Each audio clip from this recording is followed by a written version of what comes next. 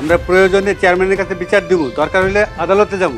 মুসাফির মনে হয় মান্নানের কাছ থেকে টাকা পয়সা খাইছে, তাই এরকম কথা কইতাছে। আপনাদের সাথে রাস্তায় দাঁড়ায় কথা কইতেছি, এটা জানলে হুজুর কিন্তু খুব রাগ করবো, আমার ঝামেলা হইব। আপনি আমার সমর্থন দিয়া পরে বৈশা যাবেন, খরচপাতি যা আছে সব আমি দিব। মসজিদের সভাপতি হয়ে আপনি হারাম খাইবেন? কি কইলি তুই? আবার ক।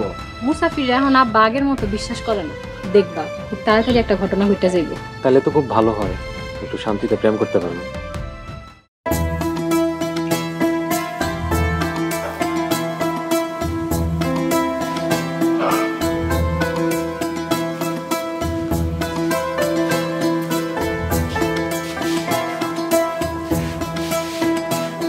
আব্বা কি চিন্তা করেন? পুরানা দিনের কথা ভাবতেছি। মুসাফির যখন আমাকে বাড়িতে আসিল, বাড়িটা কেমন ভরা ভরা লাগতো। সব সময় আমার আশেপাশে ঘুরঘুর করতো, অনেক সাহস পাইতাম। কত রাত আমি আর মুসাফির ওর ঘরে বসে দিন দুনিয়ার কথা উঠছি, ভালো লাগছে। এখন মুসাফির নাই, বাড়িটা কেমন খালি খালি লাগে, আমার ভিতরটাও খালি খালি লাগে। আব্বা সবাই কি চিরকাল থাকে?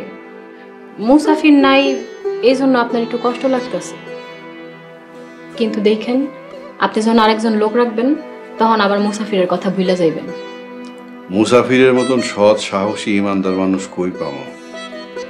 মুসাফির যেন আমাকে সংসারে আসমান থেকে পড়ছে। আব্বা চিন্তা করেন না, মুসাফিরে যেমনে পাইছিলেন অমনেই পাইবেন, খালি একটু খুঁজতে হইব। আব্বা আপনি হইলেন এই গ্রামের মসজিদের সভাপতি, ধরতে গেলে এই গ্রামের মাথা। আপনি একটু শক্ত হন, দেখবেন কয়দিন পরে গ্রামের সব বিচার আচার আপনার কাছেই আইবে। মসজিদ কমিটির সভাপতি হিসাবে গ্রামের ভালো মন্দ দেখাটাও আমার দায়িত্ব।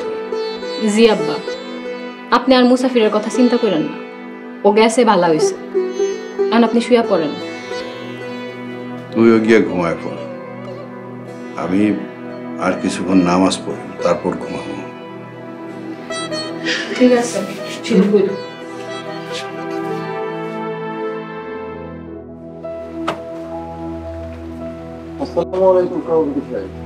ওয়ালাইকুম আসসালাম। আপনি কার হুকুমে মুসাফিরে মসজিদে ঘুমাইতে দিছেন? মসজিদ আল্লাহর ঘর, যে কোনো মুসলমান বিপদে পড়লে মসজিদে আশ্রয় নিতে পারে, সেই জন্যই আমি থাকতে বলেছি তাকে। আরে রাখেন মিয়া, আমি খাদেমের কাছে শুনছি আপনি নাকি মুসাফিরে এনে থাকতে দিছেন।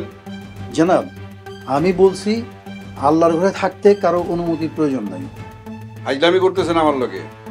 আমি মসজিদ কমিটির সভাপতি, একবার আমারে জিগাইতে পারতেন, একটা ফোন দিতে পারতেন। সভাপতি সাহেব, আপনি সামান্য কারণে রাগ করবেন আমি চিন্তা করি নাই। শোনেন, মসজিদ আপনার ব্যক্তিগত সম্পত্তি। আপনি যে মুসাফিরকে মসজিদে থাকতে দিছেন, মসজিদ থেকে যদি কোনো কিছু হারানো যাইতো সে দায় দায়িত্ব নিত কে? জানাব, যদি কিছু হারায় তার দায় আমি দিব, আমি জরিমানা দেব। টাকা পয়সা খুব বেশি হয়ে গেছে, তাই না?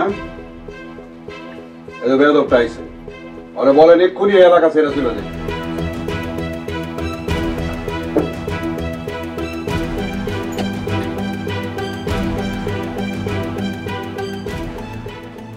কি হয়েছে হুজুর, কোনো সমস্যা? না, মানে তেমন কিছু না। আমি তো দেখলাম সভাপতি সাহেব খুব রাগ করে আপনার লগে কথা কইতাছে। কি সমস্যা আমারে বলা যায়? মুসাফির, আমারে তুমি মাফ করে দিও। তুমি যে মসজিদের বারান্দায় ঘুমাইছিলা তাই সভাপতি সাহেব। আর বলতে হইব না, আমি বুঝতে পারছি। মাফ করে মুসাফির, আমার কারণে আপনার কথা শোনা লাগে। আমি চলে যেতেছি, আসি। আসসালামু আলাইকুম। ওয়ালাইকুম আসসালাম।